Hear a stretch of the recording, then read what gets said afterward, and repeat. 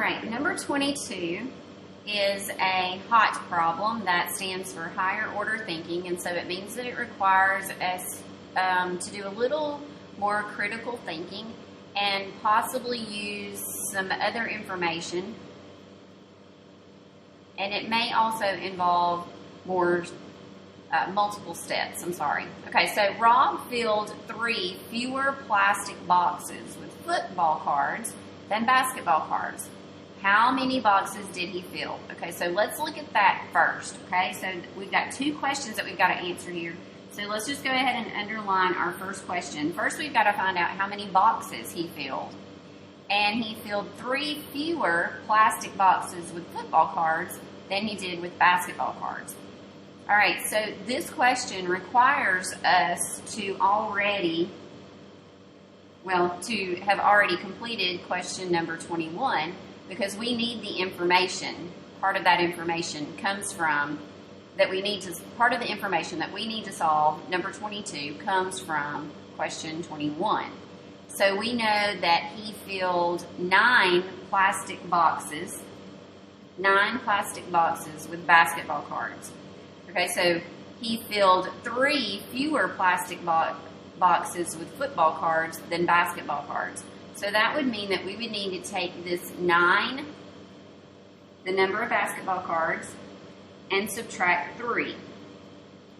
Because he used 3 fewer boxes for football cards. So 9 minus 3 is going to give us 6.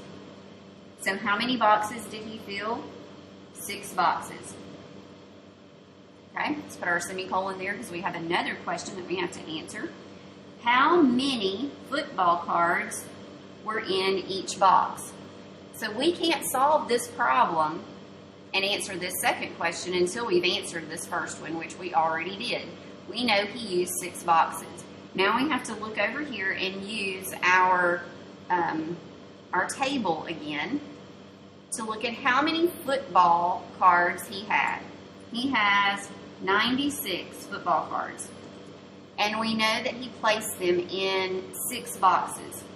So our equation for this one is going to be 96 divided by 6 in order to get our answer, to know how many football cards were in each one of those 6 boxes. Okay, so I write out my problem like this: 96 divided by 6. And so I can do this in several different ways. The first thing I'm going to do is start thinking of factors that I know of 6.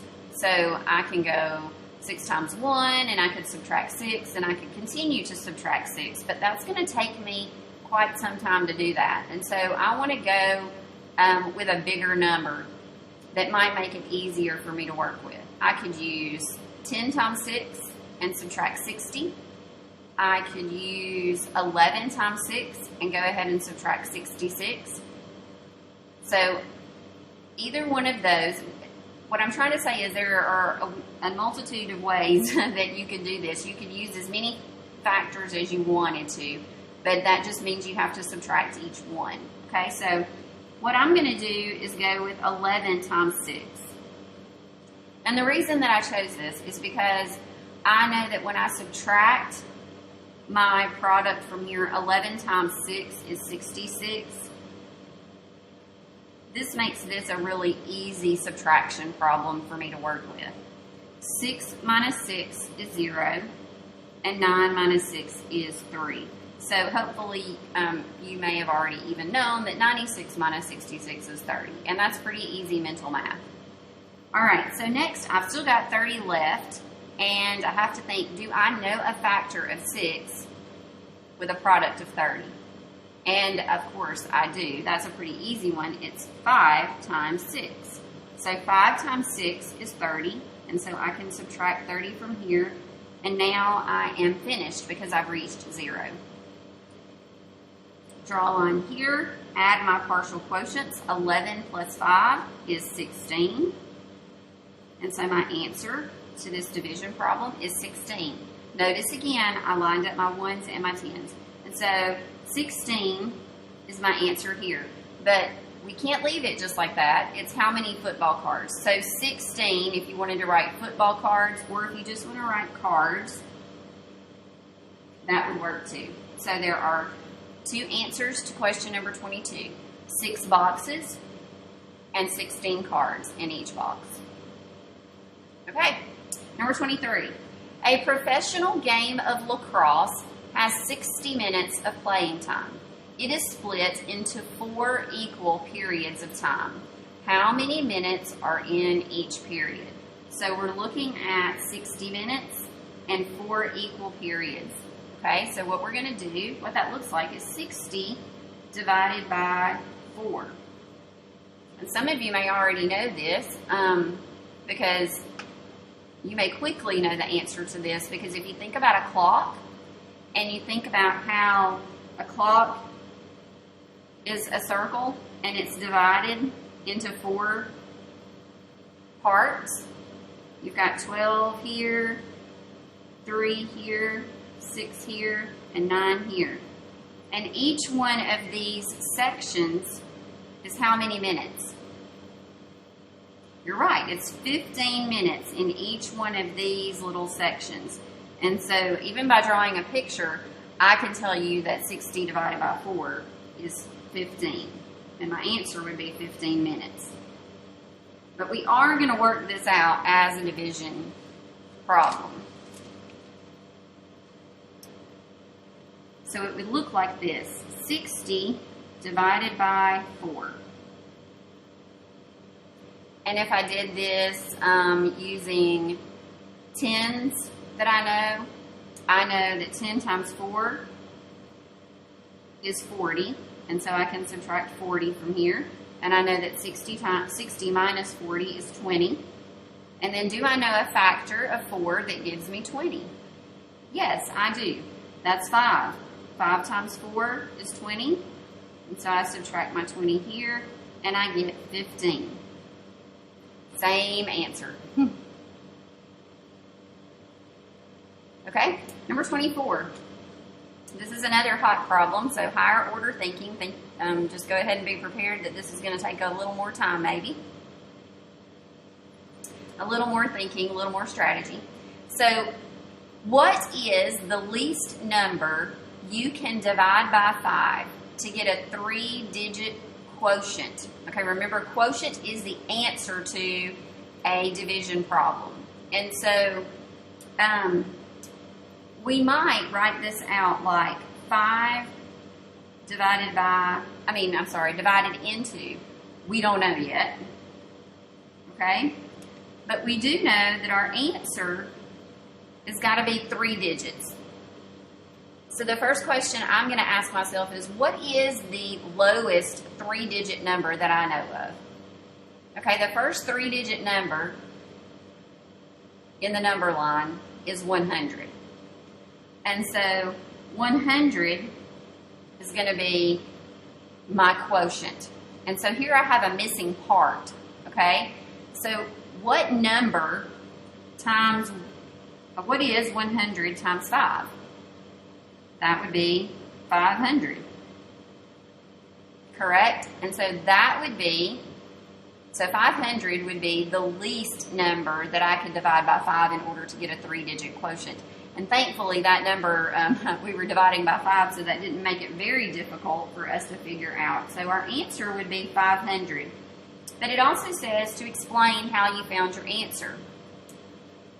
And so our possible answer might be that, or explanation, might be that in order for us to have a 3-digit quotient, we would have to use 100 as a partial quotient. And so I could say, I know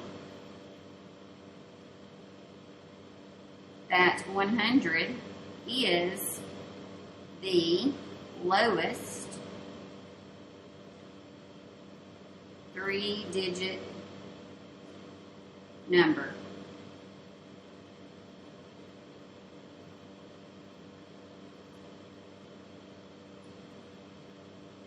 also know that 5 times 100 equals 500. So 500 would be the least number I can divide by 5 to get a 3-digit quotient. Whew. They do not leave you enough room to write all of that. Either that or I write too big. So that is the way that they want you to explain your thinking. And so that's just my thinking. That's the way that I would answer that. So hopefully that helps you. Okay, our last question on this page is number 25. It says there are 126 students who signed up to learn how to play lacrosse. If there are 6 students in each group, how many groups are there?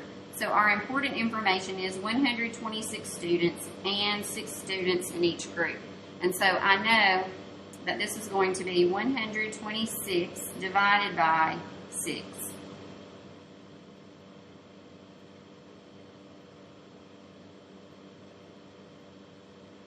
I could start by saying 10 times 6 is 60 and subtract 60 from here, which would leave me with 6 minus 0 is 6 and 12 minus 6 is 6.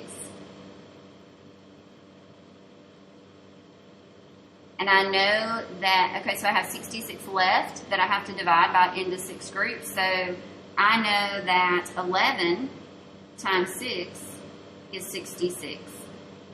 And that gets me to 0, which means I have an even group. I have those in even groups.